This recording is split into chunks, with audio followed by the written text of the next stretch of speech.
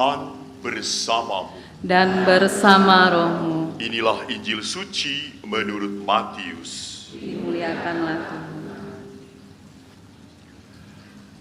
Dalam khotbah di bukit berkatalah Yesus, "Janganlah kalian mengumpulkan harta di bumi.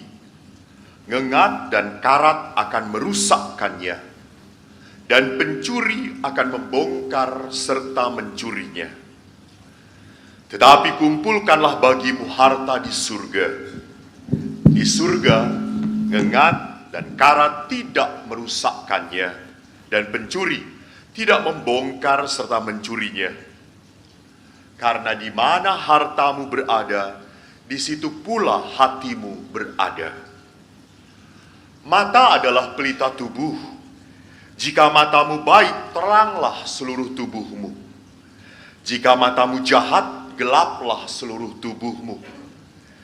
Jadi jika terang yang ada padamu gelap, betapa gelapnya kegelapan itu."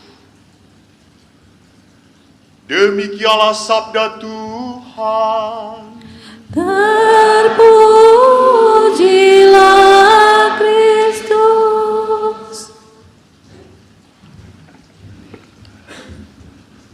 Romo Otto dan Romo Alex yang terhormat, dan para umat dari kota Pekanbaru ataupun dari luar Pekanbaru, selamat sore.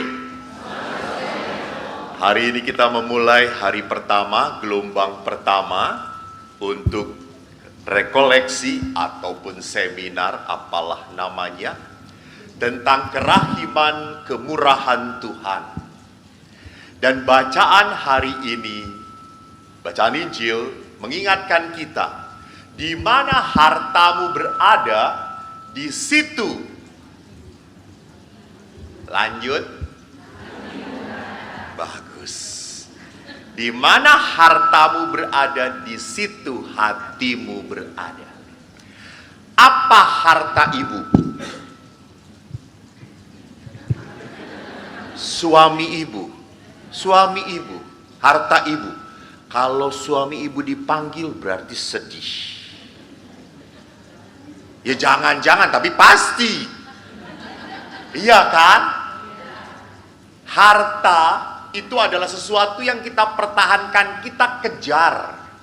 Betul. Harta kita keluarga. Tetapi kalau keluarga ini lama-lama hilang, tidak ada pemberian Tuhan yang tidak hilang. Anda 20 tahun yang lalu kulitnya masih kenceng-kenceng. Sekarang keriput di mana-mana. Anda mau tarik-tarik juga tetap jelek. Apakah setelah istri menjadi jelek, suami tetap mencintai atau tidak, Pak? Ya, nggak ada pilihan, saudara-saudara. Mau apa lagi, ditukar dengan istri orang lain? Malah tambah menderita. Di sini rupanya kita harus meletakkan sesuatu yang lebih berharga daripada anugerah Tuhan. Karena namanya anugerah, ada satu saat selesai. Jadi harta yang paling berharga adalah Allah. Allah sendiri. Tuhan. Memang Tuhan itu mewujud dalam kehidupan kita. Pasangan kita, anak-anak kita. Saya bekerja keras, banting tulang. Habis waktunya bekerja, pulang-pulang masih dimarahin istri. Nah itu kan nasib suami. Salah sendiri kawin dengan dia. Tapi ya sudah. Walaupun kesel, walaupun jengkel, walaupun marah, saya harus menjalani.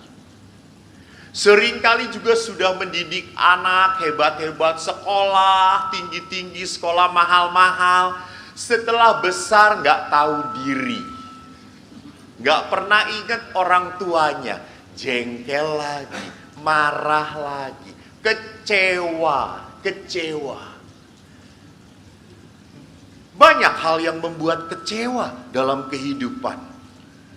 Maka disitulah saya harus meletakkan apa? Allah di atas segala-galanya. Maka kalau dikatakan tadi, mata adalah pelita tubuh. Jika matamu baik, terang. Tetapi jika matamu jahat, gelap. Lihat, kita tuh memasukkan segala informasi paling utama lewat mata. Dari mata. Dari mata juga orang kelihatan. Toh, kalau orang sudah tidak tahu suami ngomong, sudah tunduk-tunduk, bohong dia berarti. Pulang dari mana? Kerja. Dengan siapa? Teman-teman gitu ya. Padahal baru pulang dari Lapo, saudara-saudara gitu ya. Dari mata orang bisa kelihatan. Maka kalau mata itu adalah cahaya, artinya apa? Kita memandang hidup itu seperti apa? Saya sedih. Banyak sekali pasangan yang mengatakan, Romo, saya ini salah pilih. Saya pikir istri saya tidak seperti itu. Terus, aduh Romo, baru 2-3 tahun aja udah gak kuat. Apa doanya Romo untuk istri yang seperti itu? Novena Pak. Permohonannya cepat dipanggil Tuhan.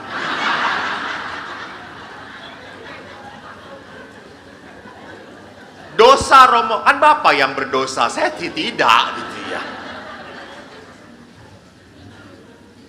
Jadi saudara-saudaraku, kalau melihat di dalam diri pasangan selalu kejelekan,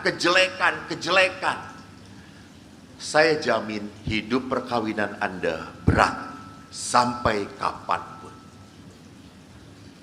Dan kalau sudah punya suami saya tuh berat, lalu ibu-ibu ini kan biasanya selalu kumpul bareng-bareng dan gak bisa diam. Itu ibu-ibu, curhat, suami saya tuh kayak gini, sama, suami saya lebih parah.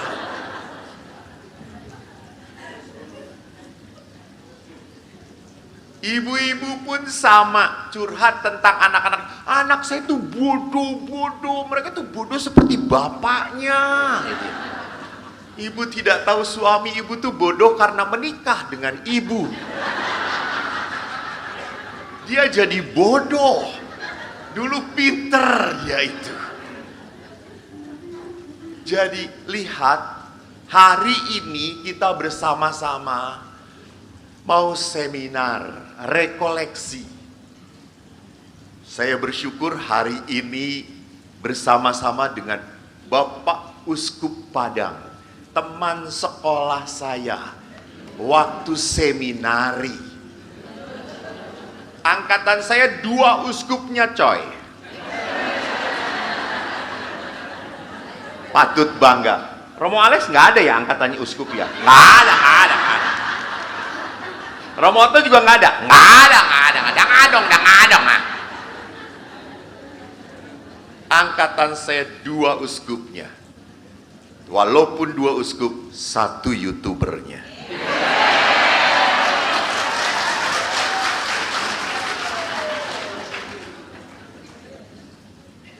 Hari ini Monsinyur Ruby, Vitus Ruby akan berbicara tentang kerahiman di dalam kitab suci.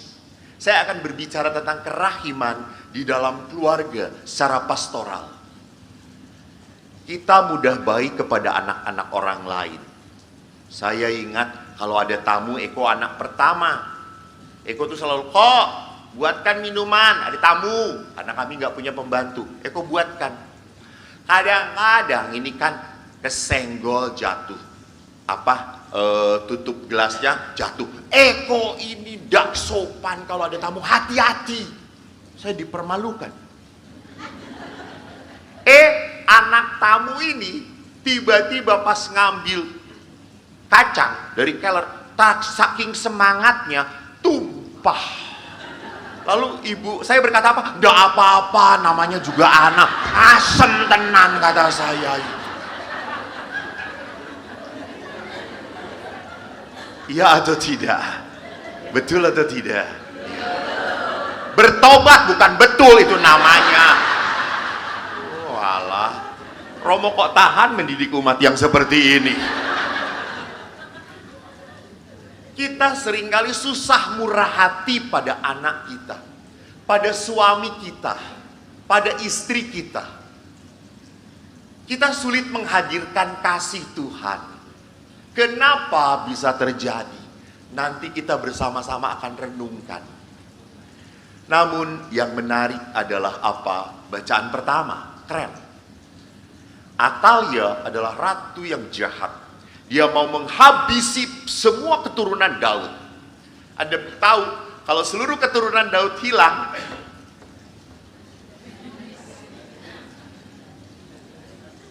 nggak ada apa? Nggak ada apa? Mesias itu dari keturunan siapa?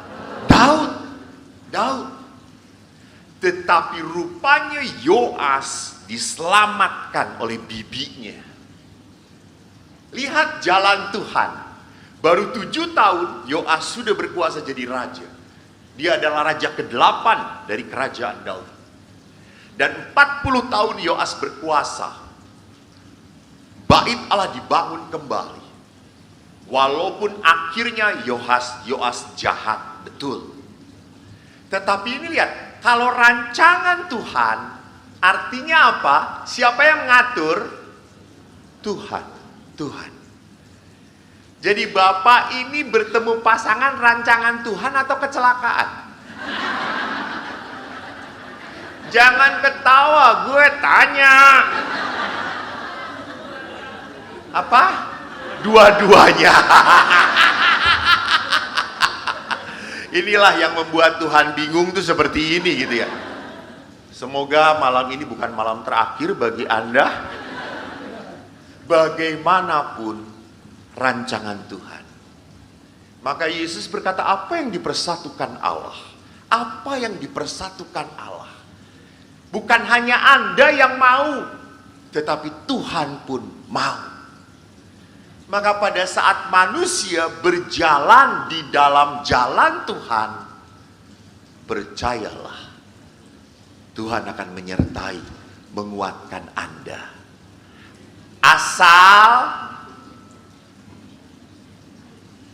Asal apa Pak?